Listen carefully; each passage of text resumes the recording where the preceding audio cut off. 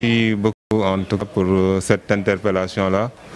Aujourd'hui, nous nous sommes réunis dans le cadre du comité départemental de gestion des épidémies Covid-19 élargi à d'autres acteurs sociaux.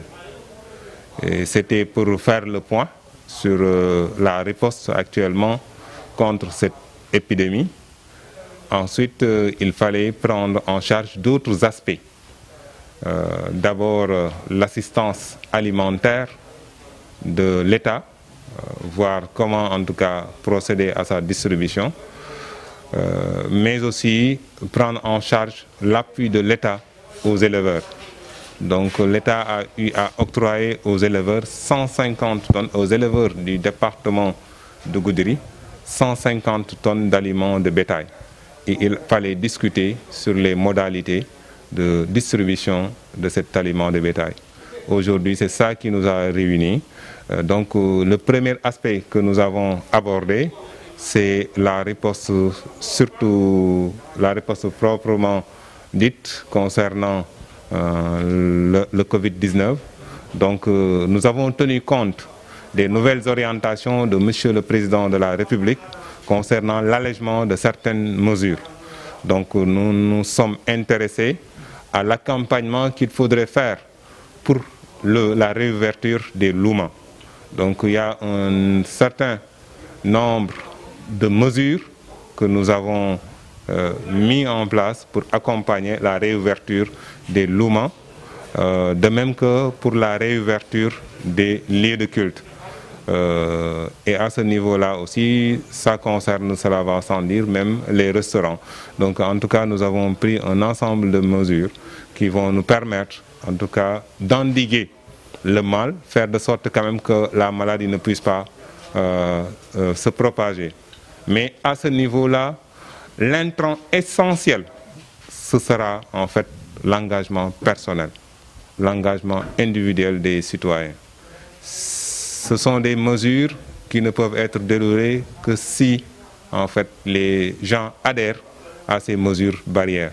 Donc c'est pourquoi je voudrais d'ores et déjà faire un appel à l'endroit de l'ensemble des Goudiroises et Goudirois de faire de sorte qu'ils respectent en fait les mesures barrières pour pouvoir faire face à cette maladie. Voilà, donc l'autre aspect, c'était par rapport à la distribution de l'assistance alimentaire.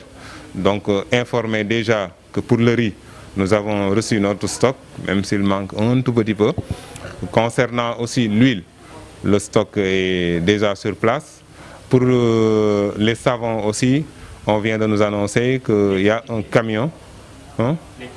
Les quantités, en tout cas concernant le riz, c'est 711 tonnes de riz qui était attendu. Donc, et nous avons reçu 708. C'est la même chose aussi pour l'huile, où il manque encore, en tout cas, 10 cartons. Et comme je l'ai dit, pour le savon, quand même, nous n'avons pas encore déchargé. Nous venons de recevoir les camions et nous sommes en train de réunir les conditions pour décharger et voir est-ce que la quantité qui est attendue, et c'est réellement cette quantité-là qui est reçue. Voilà. Voilà, pour l'aliment de bétail aussi, comme vous le savez, c'est un acte de solidarité que l'État a voulu véritablement exprimer. Donc dans ces conditions, il est important quand même de faire de sorte que le maximum possible d'éleveurs, surtout ceux qui sont les plus démunis, puissent disposer en fait de cet aliment de bétail. Cet aliment de bétail, nous tous, nous savons que le prix sur le marché actuel, c'est 8 000 ou bien 8 500 le sac de 40 kg. Alors qu'avec cet appui de l'État dans le cadre de la lutte contre le Covid-19, l'État a bien voulu céder le sac de 40 kg à 2 000 francs. Comme le disait l'autre, c'est presque donné. Mais ce qui risque aussi d'arriver, c'est que des gens plus nantis puissent acheter presque tout le stock, alors en laissant en rade ceux qui sont les plus démunis. C'est pourquoi nous nous sommes dit que chaque éleveur ne pourra disposer que de 5 sacs, ne pourra acheter que 5 sacs. Donc, et c'est ça qui nous permettra peut-être de toucher le maximum possible d'éleveurs. Maintenant, Si après une semaine, véritablement nous sentons que le stock est encore là, les gens ne l'ont pas acheté, je pense qu'à ce moment-là, on va revoir les critères. Mais aujourd'hui, c'est exactement ce que nous allons faire. Nous allons en tout cas faire de sorte que chaque éleveur ne puisse disposer que de 5 sacs. Mais aussi faire de sorte que les éleveurs vraiment qui ont été très responsables jusqu'à accepter véritablement la vaccination de leur cheptel, ces éleveurs-là aussi, je pense que nous serons privilégiés par rapport à la mise à disposition de cet aliment de bétail. Voilà. Et il n'y aura pas en fait aussi de revente. Voilà. Il est formellement interdit d'aliéner en fait ces sacs d'aliments de bétail. Donc ça, si vous voulez acheter, c'est pour véritablement pour le bétail, mais pas pour être revendu. Et nous avons aussi tenu compte de l'orientation forte de monsieur le ministre de l'élevage et des productions animales concernant le fait d'intéresser les transhumants.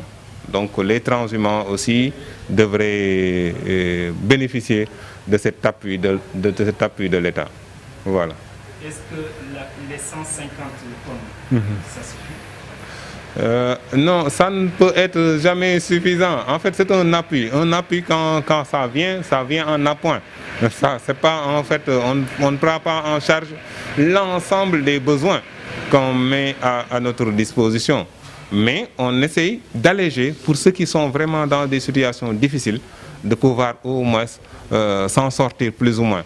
Donc on ne peut pas parler de suffisance à ce niveau-là. Donc c'est un appui qui vient tout simplement aider les gens à pouvoir faire face à une situation qui est, il faut le reconnaître, très difficile ces temps-ci. Mais maintenant, heureusement, l'État aussi dans d'autres dynamiques pour venir soutenir les éleveurs de Goudiri. Déjà, il y a encore 200 tonnes qui vont venir. Et l'État aussi va, dans le cadre d'une solidarité africaine, l'État va mettre à notre disposition ces 200 tonnes d'aliments de bétail, toujours pour les éleveurs de Goudiri. Et aussi, l'État et aussi le ministère, surtout le ministère de l'élevage, est en train d'envisager un autre appui pour les éleveurs de Goudiri. En tout cas, même on peut considérer aussi que nous avons la possibilité, parce que le comité départemental concernant l'OSB dispose en fait de fonds qu'il peut utiliser véritablement pour acheter de l'aliment de bétail et soutenir les éleveurs. Pour l'instant, on ne va pas puiser sur cette caisse-là parce qu'il y a cet appui de l'État qui est là. Donc, mais si on arrive à un moment où on aura besoin véritablement de faire des commandes au niveau des fournisseurs pour avoir de l'aliment de bétail, on ne manquera pas de le faire, c'est clair.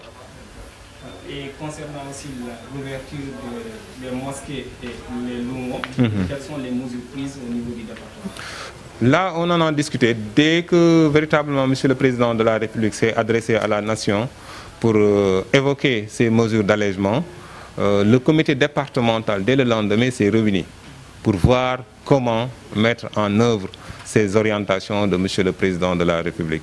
Donc, ce qui fait que concernant les louments, on a édicté certaines mesures que normalement les forces de défense et de sécurité, les collectivités territoriales vont mettre en œuvre, appuyées en cela par des structures comme la Croix-Rouge et d'autres bonnes volontés, pour d'abord organiser les gens au niveau des louments, faire de sorte qu'on puisse respecter la distanciation sociale, mais exiger que toute personne qui fréquente en fait les louments puisse porter le masque.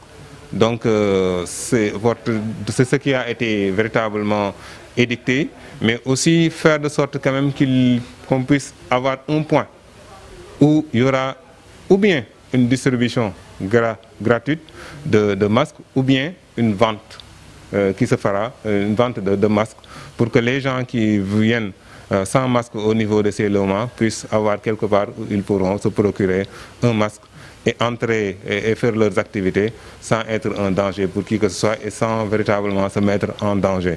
Donc c'est ça qui a été dit concernant les logements. Il y aura forcément des dispositifs de lavage des mains que nous-mêmes nous allons voir comment faire en rapport avec les maires. Donc c'est ça qui a été dit. Bon, maintenant concernant les lieux de culte, là aussi il faut prendre le temps de discuter avec les religieux. Donc aussi bien les imams qui dirigent les mosquées, qu'aujourd'hui ici au niveau de Goudiri, le curé, nous allons aussi discuter avec lui pour voir si toutefois on devrait réouvrir ces lieux de culte-là, quelles sont les conditions qu'on devrait réunir pour que ça puisse se faire. Donc déjà j'ai retenu demain pour rencontrer les imams de Goudiri et échanger avec eux pour voir quelles seront les modalités. Mais déjà, il va falloir insister sur le port du masque. En fait, aussi essayer de voir comment faire de sorte qu'on puisse respecter aussi la distanciation sociale au niveau des mosquées. Bien que ça peut être plus ou moins difficile par rapport à la compréhension de certains dans la prière. Certains pensent qu'il faut être véritablement côte à côte. D'autres aussi savent que s'il y a des situations qui sont des situations difficiles, le prophète sallallahu alayhi wa sallam nous demandait chaque fois de nous adapter. Donc peut-être on va tous essayer d'envisager cela avec les imams pour voir qu'est-ce qu'il y a lieu de faire, pour faire de sorte qu'en fait que les lieux de culte ne soient pas en fait des lieux de propagation de la maladie. Voilà. Et par rapport au couvre-feu aussi? Le couvre-feu, je pense que Monsieur le Président de la République a déjà fixé les heures. À ce niveau-là, nous allons tout simplement suivre. Voilà, nous allons tout simplement suivre. Donc ce sera à partir de 21h, comme vous le savez, jusqu'à 5h du matin. Donc dans ces conditions-là, nous tous nous sommes appelés à respecter cela. C'est ça qui nous permettra véritablement de pouvoir nous en sortir. Donc c'est l'appel véritablement que j'adresse à toutes les Goudiroises et à tous les Goudirois. Respectons les mesures barrières. Se laver systématiquement, utiliser les alcoogels, faire de sorte aussi de porter un masque chaque fois qu'on va dans une assemblée ou bien dans un endroit où on va rencontrer des personnes. Et faire de sorte aussi que les déplacements qui sont inutiles, les éviter le maximum possible. Je pense que si on se comporte ainsi, on pourra peut-être nous prémunir de cette maladie. Et c'est une maladie, il faut le reconnaître, on est appelé à vivre avec elle. Voilà. On ne doit pas avoir peur de cette maladie. C'est une maladie, il faut le reconnaître. Il y a d'autres maladies encore plus graves qui tuent plus que le Covid-19. Donc normalement, nous ne devons pas avoir peur de cette maladie, mais ce que nous devons faire, c'est être responsable. C'est être responsable en respectant les mesures barrières. Et si on le fait, je suis sûr et certain qu'Inch'Allah, on n'aura pas de cas, ou bien on en aura peu au niveau du département. Voilà. Merci.